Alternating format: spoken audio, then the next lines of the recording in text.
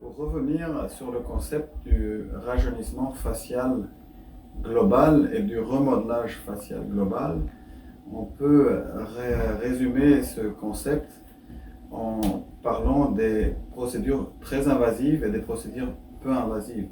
Si on parle surtout de remodelage facial, on dispose de procédures très invasives tout en sachant que la face humaine est conçue de plusieurs couches tout en profondeur.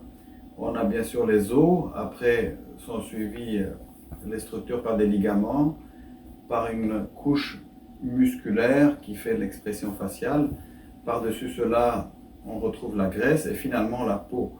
Donc, quand on souhaite changer l'apparence de quelqu'un, ou même en souhaitant de rajeunir la personne, il faut qu'on tienne compte de tout l'ensemble de ces couches et on ne peut pas juste agir sur l'une ou l'autre de ces éléments car ça serait un résultat incomplet ou non satisfaisant.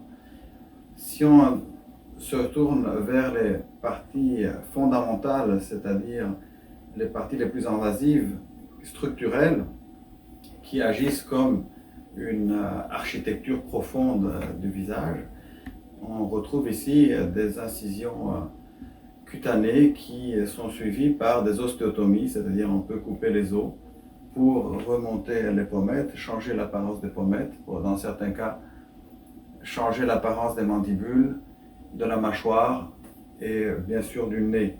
Ça, c'est bien sûr des chirurgies très invasives, très lourdes, mais qui sont très bénéfiques dans le sens qu'ils font un vrai changement du modèle de la face et de l'apparence. Après ces procédures, on retrouve des chirurgies moins invasives, toutefois bien sûr réalisées par voie chirurgicale, qui sont les liftings, qui ont diverses incisions. On peut retrouver des grandes incisions qui vont des tempes jusqu'à derrière les oreilles en descendant sur le cou. À travers ces incisions, on remodèle en général la face en la rajeunissant, en remontant les structures à leur place initiale lors de la jeunesse ou en essayant de se débarrasser de certains plis et rides en tirant en arrière. On peut également agir sur le front par des incisions dans les cheveux où on remonte des sourcils ou éventuellement le front au complet en se débarrassant chirurgicalement des rides du front. On retrouve également des liftings au niveau du menton qui s'appellent les liftings sous-mentaux qui ont pour but surtout d'améliorer l'aspect de la peau en dessous du menton et de faire ainsi pour obtenir un angle droit au niveau du cou et du menton qui donne également un effet de rajeunissement.